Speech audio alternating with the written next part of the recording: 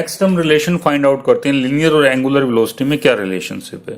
तो हम एक उसी तरीके से एक बॉडी कंसीडर कर लिया, आपने मूव कर रही है सर्कल के अंदर, ए से बी पॉइंट पे पहुंचने में उसको टी टाइम लगता है and it will make some angle theta on the centre of the circle.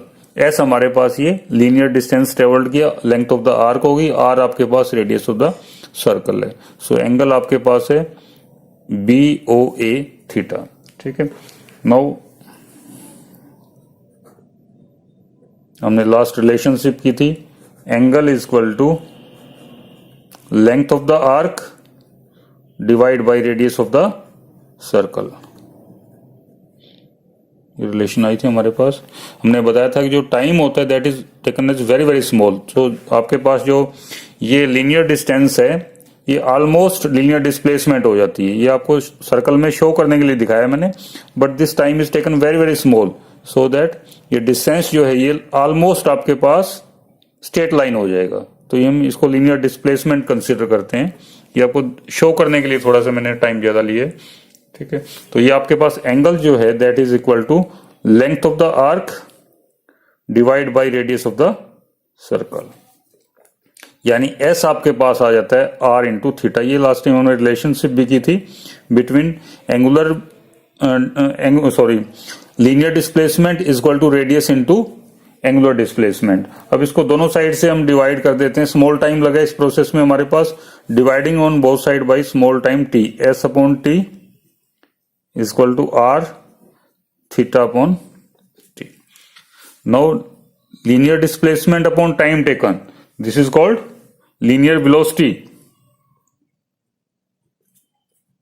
और ये आपके पास is equal to radius into angular displacement upon time, this is called angular velocity. तो आपके पास काफी इंपॉर्टेंट रिलेशन आ गई है हमारे पास, ये आपको याद रखनी है। स्मॉल यदि आपके मल्टीपल चॉइस क्वेश्चन आते हैं तो वहां भी पूछ सकते हैं आप, रिलेशनशिप बताओ लीनियर वेलोसिटी और एंगुलर वेलोसिटी में।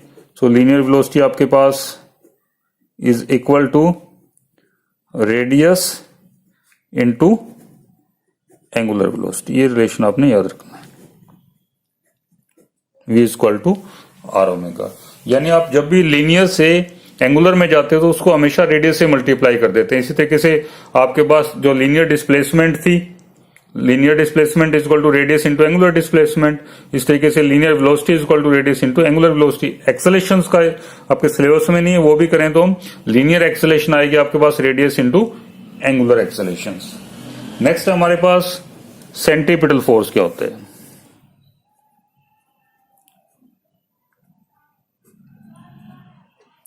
Is a centripetal force, it is defined as the center seeking force act along the radius towards the center of the circle so that moving body is moving with uniform speed in the circle। ये आपके पास centre seeking force है जिसकी वजह से जो हमेशा centre की तरफ एक्ट करता है, act along the radius towards the centre of the circle, जिसकी वजह से बॉडी जो है वो सर्कुलर मोशंस में विद यूनिफॉर्म स्पीड मूव करती है। The force acting along the radius, the force acting along the radius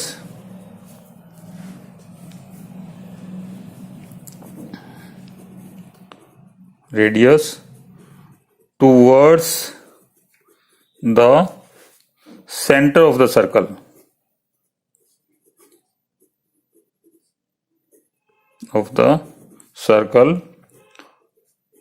to keep the body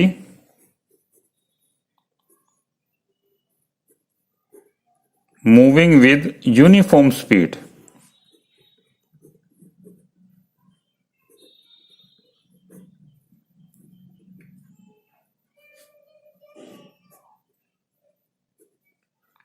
in circular path is called centripetal force.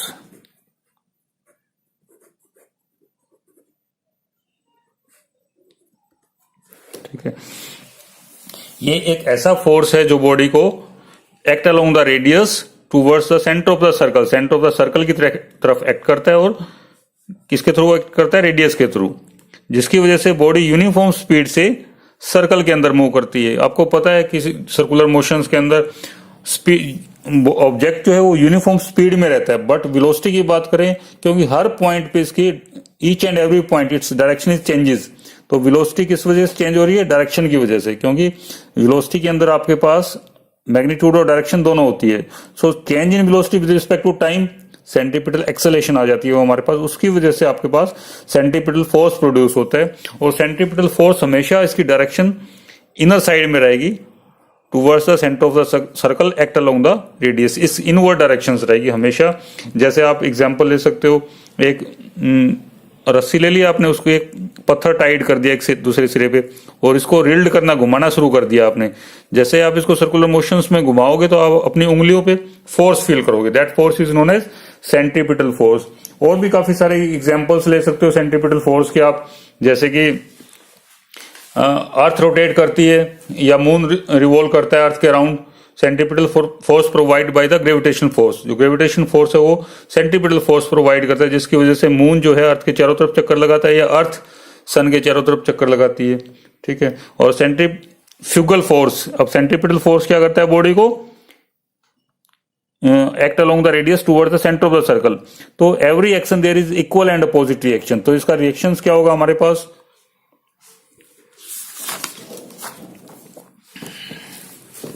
देखिए सेंट्रीफ्यूगल फोर्स,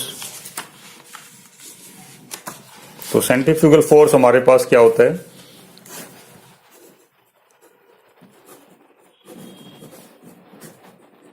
इससे opposite directions में।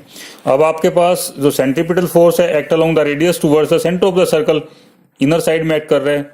According to Newton third law of motions every action there is equal and opposite reaction, तो इसका reactions क्या होगा हमारे पास, this reaction is known as centrifugal force, जो हमेशा act along the radius, act away from the radius रहेगा हमारे पास। जो एक बात और, जो सेंट्रीपिटल फोर्स की हमारे पास मैग्नीट्यूड आएगा, वो अभी आपके पास डेरिवेशंस नहीं, तो आपने याद रखना है, जैसे एम आपने स्टोन का एग्जांपल लिया, एम मास है, वी स्पीड से हम उसको रिल्ड कर रहे हैं, m v square upon r, ये एक्सप्रेशन रहेगा, एक्सप्रेशन आपने हमेशा याद रखना है।